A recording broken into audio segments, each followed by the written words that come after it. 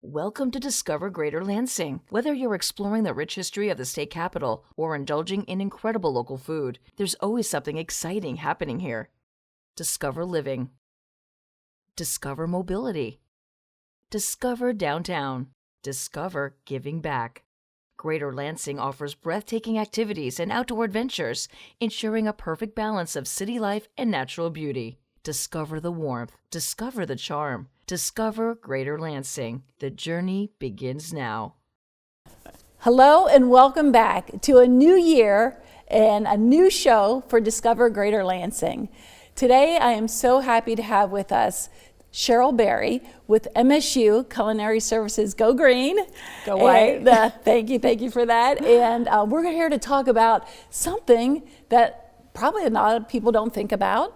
We all think about eating and all the good places we can go to eat, but right there in the heart of campus, several locations, people can dine, right? We can get a good meal, lunch, breakfast, lunch, or dinner probably, and a late night snack. So it's not always the first place people may think of about going out to eat. I know I've been to Brody and had a wonderful lunch with my team of folks. And so let's talk a little bit about dining on campus and what that means, not so much for the students, but for those who may be thinking about someplace new to try. Absolutely. You know, I think a lot of the community probably isn't even aware that they can come and dine with us, but we do have several locations. We have 7 all-you-care-to-eat dining halls, 2 grab-and-goes. We have our stateroom restaurant. Yes. We have many retail stores, and we have a food court. So lots of places that people can come and dine with us, and it's such a great value. Absolutely. So, okay, we're going to really deep dive a little bit because, so I'm dating myself, but you know, back in the 80s, you took your food tray, you went through, you got maybe some slop of this, slop of that. I mean, days at Animal House remind you of like the old school, you know, what lunch used to look like at the university setting, but it's a lot different and there are so many options. So walk us through some of these. What's a grab and go? And when you walk in, are there one option, multiple options? Tell us a little bit more about that. Absolutely. It is nothing like it used to be years ago. I know people refer to green and white menus. You know, there would be 2 different menus across campus, and that was it. Oh, wow. You know, very limited selections.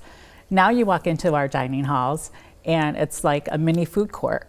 So you have your option to choose whatever you want. So could be tacos or burritos from one of our Mexican venues, could be burgers, could be, you know, rotisserie chicken.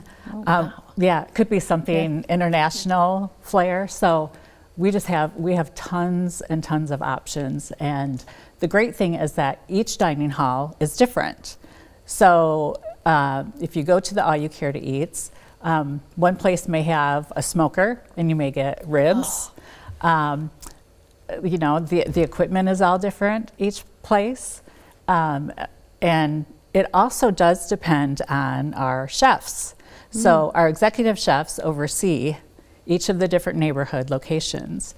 And they kind of bring their own flair. So we have a chef with kind of a Caribbean Hispanic background. We have a chef from England. They're just like all over. So everyone kind of brings their own flair of food to the menu. So very personalized. And very, very exciting to explore. Absolutely. So you said various locations. So is there some place online you can find out more about this, or do you just show up on campus and ask somebody to point you to the nearest food opportunity? How does it all work? We have our website, eatatstate.com. Oh, okay. And on the website, we'll have menus. So each location has its own menu page. So you can go and peruse through the menus and just kind of see what sounds good to you and go to that location. Well, that's like an adventure. It is. Like let's figure out where we're going to go. Let's get some food. Let's eat at state. You said .com or .edu. Either one will get you there, will but get you there. we market it as .com. Easy Yes. to remember. Yes. Eatatstate.com, Yes. right? And so you go there and you'll get to find out, does it change daily or weekly, the menus, or are they pretty? It's daily. Okay. So we do, you'll be able to see 3 days ahead when you go. So, maybe if you're going to go tomorrow and you want to look at that menu, you're able to do that. We're on a 4-week menu rotation, which means we kind of cycle through 4 weeks and then we change it up. Okay. So that's amazing, and just to think of all those different options you can have. And you had mentioned that it's a reasonably priced. So is it one price gets you anything, or does it depend on what entrees you pick? Nope. You pay at the door when you come in, and it's $13 for all you care to eat. Wow. Yeah. A little bit cheaper for children under 2, $6 for them. But, where else can you go for $13 and get all you care to eat? So it's not only the entree and the drink and whatever sides, but it's dessert. We have several dessert selections from MSU bakers. Yeah. So it's a full, complete meal. Yeah, for $13. Yes. And I'm sure I'm a salad lover, so I'm sure there's salad bars. Yes. And you mentioned the executive chefs. So that's, this is not like going up to, fast food. This is prepared food that's prepared by the actual chefs, correct? Correct. So I know a lot of people think, you go to a big place and it's just going to be kind of prepackaged stuff. That's not the case at all. Our chefs have a whole database of thousands of recipes to choose from. A lot that they've created, some that we've inherited, but they work hard to craft everything from scratch. And that's not to say that we don't purchase anything that's pre-done, like maybe our soup bases, or we may get pre-cut fruit, things like that. Yes. But for the most part, everything is from scratch. Wow. And from different parts of the world, international cuisine. Yeah. I'm just like, I can't wait to go explore and try some new things. So those of us I have some special allergies. I jokingly say, my family I could take out in one finely prepared meal because we've got a nut allergy, we have a seafood, we have a different allergies. So how do people dine who may have those concerns? So our best dining hall for anybody with allergens is Thrive. Thrive is in Owen Hall, and it's dedicated, it's certified by Kitchens with Confidence. So it's dedicated to those people that have those high levels of allergens. But it's also just really good food, so anybody can go there and dine. But it is an exceptional place for those people that have to really be strict about, what they put in their mouth. Right. I mean, it could be, lethal, obviously. Absolutely. So that brings a level of comfort that perhaps you don't see in other places, cross-contamination. Right. And some people are just eating differently these days. The gluten-free diets and things like that to suit everybody's different tastes. Right. A lot of it is just a preference. Yes. And every single one of our dining halls has options that will supplement, that kind of a diet. So we always have gluten-free options. We always have vegan or vegetarian options. So you can always find those. Well, that's those great options. Because sometimes that's so limited. And if you're going out with a group of people, you're not able to accommodate everybody. So somebody's stuck just eating a plain old salad or, something along those lines. And speaking of going out with a group, is there any kind of arrangements that can be made if you are planning a group outing? Absolutely. We have several private dining rooms. If you've ever been into Brody, you may have seen we have a couple private dining rooms there, but several across campus. And all you have to do is contact Conference Services, and they can book that for you. Well, that's wonderful. We had an outing with my staff and one of our interns, MSU student. and she wanted to take us all to lunch, and we had this wonderful experience. At first, if you don't know your way around, you feel like kind of the freshman on campus, but everybody's so nice, and the students are go this way, or they'll point you in the right direction, and you can go exploring on your own. But that was, think about taking a group out, or a group of visitors from out of town even. How about before sporting events or after? Oh, absolutely. We get we get a lot of groups of kids, like high school, middle school. The parents will bring them after practice, that kind of thing. But then, so many people join us before the game. Before a basketball game, they'll stop in at the dining hall and grab their dinner. It's a little bit cheaper than concessions usually, and a little bit better for you. Or to visit the stateroom restaurant at the Kellogg and have a nice dinner there. Yeah, so, absolutely. Yeah. Oh, stateroom is that is a special. Yes. That's a very special outing, especially before going to Wharton or to a nice dining experience before you go out and do other things around East Lansing and on campus. So so this is a question out of the dark, but you must have a lot of staff you employ to run these different venues. We do. We have about 600 full-time people. Wow. And then we probably have another 1,000 to 1,200 part-time or on-call, so it takes a lot of people. That takes a village to run all those different venues and restaurants. So great. Do you have a couple favorite meals you wish to share that may get people thinking, hey, this isn't your same old, same old. We have one location that they'll do a phenomenal international kind of dish, something like maybe like chicken shawarma or something like that. Those are always my favorites, butter chicken, things like that. But you can never go wrong at Cayenne's, which is one of the Mexican places. It's kind of set up like Qdoba or Chipotle. So you just kind of go down and they make your order for you. Yes. Yeah, it's very customized. That sounds wonderful. And the students must love it. So do you have do most of the students eat on campus, or is it a meal plan, or how does that all work for the student body? So if a student lives on campus, then they automatically will get a dining plan as well. Okay. They select that dining plan. So we have the 15,000 plus students that eat with us. But then a lot of off-campus students select the option to eat with us. So whether they get a full-on dining plan or pay by the swipe. So they're there eating with us. We have a lot of faculty and staff that eat with us. Absolutely. So, well, for $13 all you can eat. Yes. I'm still saying that's just an incredible value for all the different cuisine and options that you get to choose from. So just wonderful. So Eat at State seems like a aha moment for maybe me and so many viewers who haven't thought about, we go to East Lansing. There are a lot of great restaurants, of course, in East Lansing and all around the Greater Lansing area, but to consider something a little bit different. Especially sounds like fun to take the kids out, a group of kids out before a game or after their games, and so you've got the whole community. So what a great asset that most people just don't think about, and so we got to keep that top of mind. So how do you prepare for?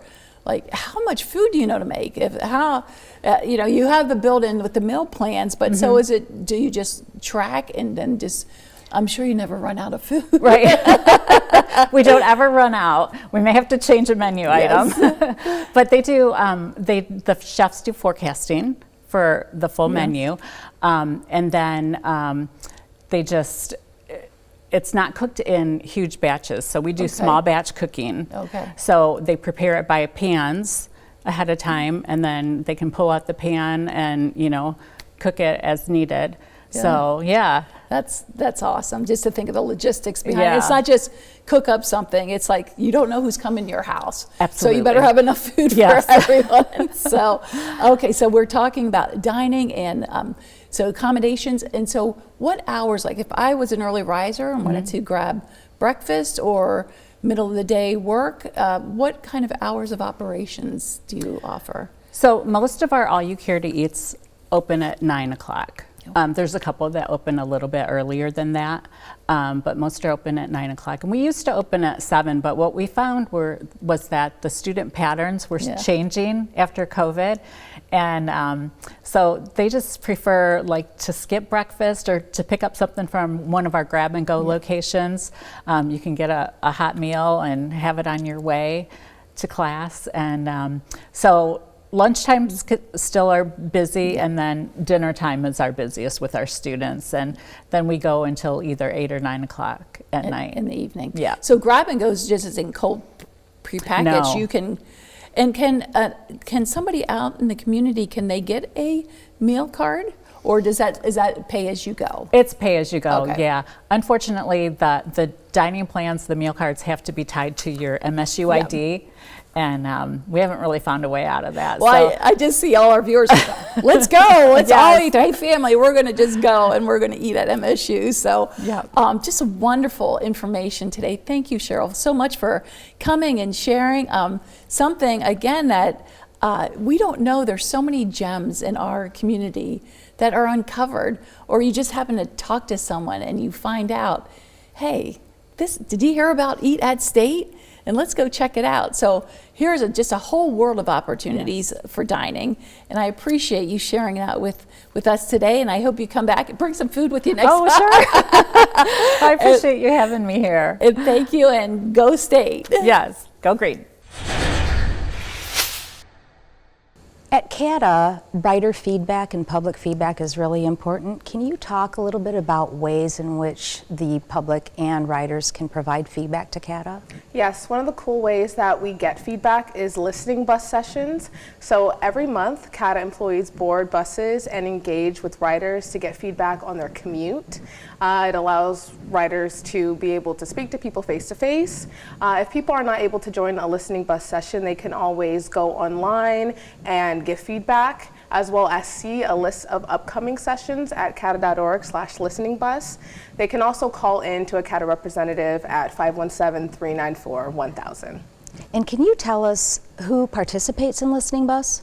So employees like myself participate. We encourage people from multiple departments to join sessions to help engage with writers and get their feedback about their different experiences. And of course, we want all of CATA's writers to participate in Listening Bus. And we're looking for the good, the bad, and the ugly, right? Yes, everything. Everything so goes. We don't just want positive or things that people expect us to want to hear. We want them to give all kind of feedback about what they've experienced on our buses. And how do we use that feedback? Well, we try to use it, take the feedback and consider it for maybe new route planning, or even to improve some of the existing services that we already have. Excellent. And do you participate in the Listening Bus sessions as well? I participate. I help with some of the planning, but I try to participate as much as I can, and it's really, really fun. And people are really sometimes shocked that we're there, or don't know that that's why we're there until we approach them. Great. Thank you so much.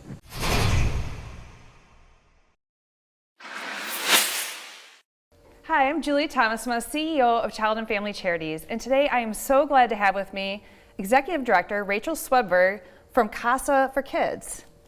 Thank you for being here. Thank you so much for having me. So tell us, what does CASA do in the community? Tell us a bit more. CASA for Kids is a local nonprofit that works in Barry, Eaton, and Ingham counties, and we advocate for children and their entire family unit for the entire time that they are experiencing the child welfare or foster care system. That can look like a lot of different things. It can be advocating within the court, advocating within the school, advocating for medical needs, but at the end of the day, our goal is to center the child and make sure that their needs are met, their voice is heard, and that they're in a place where they can thrive. I love your mission, and it fits so well with what we do. So specifically, how do you empower youth? Yes, so our advocates have several different avenues by which they empower youth. We actually have 2 new initiatives that we're very excited about. The first one is Fostering Futures, that focuses on supporting youth 14 and up to make sure that they have the skills and supports they need to thrive into adulthood. We know in the foster care system, youth over 14 are at risk of aging out without a permanent home. The second is an initiative that we've just recently started that's going to be focused on working with the entire family unit to keep these children in home and reduce the trauma of removal when it is safe to do so. Well, we're so excited to have you join the nonprofit hub on our campus. So tell us about that and what that means for your mission. Absolutely. We are so excited about this opportunity. We are all about collaboration with CASA. We work with many of the partners coming into this hub, and this is just a fantastic way for our organization to collaborate with others and have a greater impact and increase accessibility for our community. Thank you so much for coming in. I have Carl Gordon here with me today from Gordon Home Inspections. Carl and I do a lot of work together with people that are looking to purchase a home and really want to get into the nitty-gritty. So Carl, tell me, when someone is coming into the home inspection process, what should they expect? What would you think they should do to better prepare themselves for the appointment with you? That's a great question, Karen. So the big thing I think most people don't expect is we're going to talk about a lot of things, obviously, but they also have the opportunity to ask a lot of questions. So our ultimate goal while we're at the home is not to tell people yes, it's a pass or no, it's a fail, but rather to give them the information to make that decision. And the only way they're going to get that information is to ask lots of questions. So there's going to be lots of talking, lots of conversing, just going through every aspect of the house we possibly can to give them as much information as we can about that house. Okay, great. Well, I will tell you, with our market being so low in inventory, I think some people are looking at homes and saying, okay, you know what, this isn't 100% what I want, but maybe I replace the furnace in the next 5 years or whatever. You're probably seeing some of that, correct? We absolutely are, and that's just one of the many ways that a home inspection can be useful, not only for the general condition of the home when you're buying it, but to kind of prioritize that needs list over the next year or 5 years or 10 years and get an idea of kind of what your expenses and your expenditures can be, during that period of ownership. Gotcha.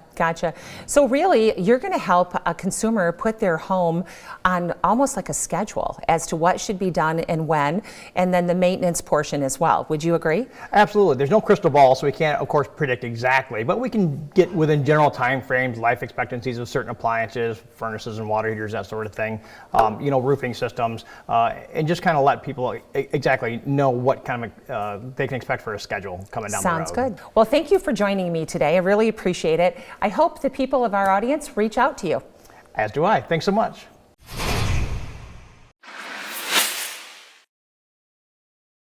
Hello, my name is Deanna East, and I'm an Associate Director with Michigan State University Extension. Here with me today is Carrie Schreier, a Child and Family Development Educator with MSU Extension. Hi, Carrie. Hi, good morning, Deanna. Carrie, can you tell me what programs are available for parents through MSU Extension? Sure, I'd be glad to.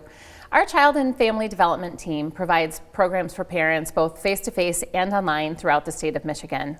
We're proud to have provided programming for parents in every county in the state. That's great. And so what do parents typically learn in these online and in-person classes? Well, as you know, kids don't come with a handbook, and parents often need just a little bit of help in learning more about what they can do to support their children. So we provide these trainings, again, both face-to-face and online. We have series of classes and one-time presentation classes. Our one-time classes provide trainings on a wide variety of topics. We actually call these Extension Extras, and they're available every Tuesday night at 8 o'clock. We cover topics like potty training and positive discipline, also things like literacy, math skills, science skills, supporting parents across the age range of birth to 18 and really helping their children become the strongest kids that they can be. So we also provide series of classes. Our series of classes cover a wide variety of topics, but we have a set that covers parenting for children birth through 3, parenting adolescents, and then we have a general series to support families in being the best families that they can be. Thank you, Carrie. And thank you for joining us and learning a little bit more about MSU Extension.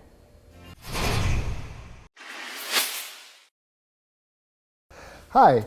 I'm Chris Swope. I'm the president-elect of the Rotary Club of Lansing, and I'm here with Rebecca Bahar-Cook, who is our current president, and we're going to talk about some of our foundation's grants. So, Rebecca, typically we give out grants up to $10,000, but occasionally we do some bigger grants. Can you tell me about some of the big grants that our club has funded? Yeah, our signature grants, I'd be happy to. So I think the one that most people will be most aware of, and hopefully they are, is Rotary Park, right? So we helped contribute a good chunk of the money that helped put that wonderful asset of the river for Lansing, there for people. We helped fund the pavilion, the beach, the lights, and so that's been a real benefit. And it's been great. We've had some of our Rotary meetings there to check it out. Yes, so. it's a fantastic spot. So if you're in Lansing, please visit. What about some other ones? Yeah, so there's also the clock tower on the corner of Michigan and Grand, right there by Wentworth Park. That's something that Rotary did several years ago, and we just did some maintenance on it. So great. Okay. It's another good one. And then one of my personal favorites is the club voted to help I-5 with one of their exhibits, the water exhibit, the update to the water exhibit. So if folks have been bringing kids or grandkids to that, they should feel good that Rotary was a part of that, and maybe they should think about joining so they can be a part of these projects with us. There we go. That'd be great. How often do we do the big projects? It depends on the cost and what we're committing. So those are not yearly. Those are about every 4 or 5 years, depending on how much was been previously committed. But we do like to spend about 40 grand at a minimum on those projects. Okay. Well, that's great. Thank you so much for sharing. And if you want to find out how to join us, go to lansingrotary.org.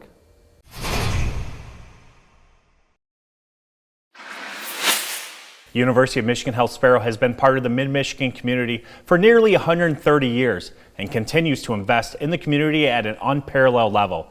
To discuss that, we're joined by Connie O'Malley, Chief Operating Officer for University of Michigan Health. Connie, can you talk a little bit about some of the biggest projects you're working on right now? Absolutely, Corey. We're really excited to bring to the community a behavioral health hospital that we continue to work with an expert on. In addition to that, we are planning an 80 to 88 bed facility, inpatient, and also some outpatient services that go along with that to help support the individual as they go back into the community. In addition to that, we're planning on a Grand Ledge facility, or to the Grand Ledge community, 42,000 square feet, will include comprehensive services, primary care, specialists, all of our full service imaging, in addition to rehab services and a pharmacy. So anything you need in the community will be there for you to support you. And not far from that is our Eaton inpatient facility. So please, if you need inpatient services or a full service ED, please use that facility. Lastly is our Rite Aid facility, which is really, Rite Aid has moved from Michigan, and we are going to improve that facility there to include occupational health, urgent care, and pharmacy services. This site serviced over 94,000 prescriptions at this location, and we know that the community needs us for those services, so we are going to continue to build that out and really provide those services to the community. And that's right across the street from the hospital downtown Lansing, correct? Yes, correct. Those are some amazing things that you folks are doing for the community. Thank you so much for being here. To learn more about leading edge care at University of Michigan Health, visit uofmhealthsparrow.org. Wow, what another great show and another reason to discover Greater Lansing. So many wonderful things happening in our great, great community. From living, working, and playing, we've got it right here in Greater Lansing. Thanks for joining us.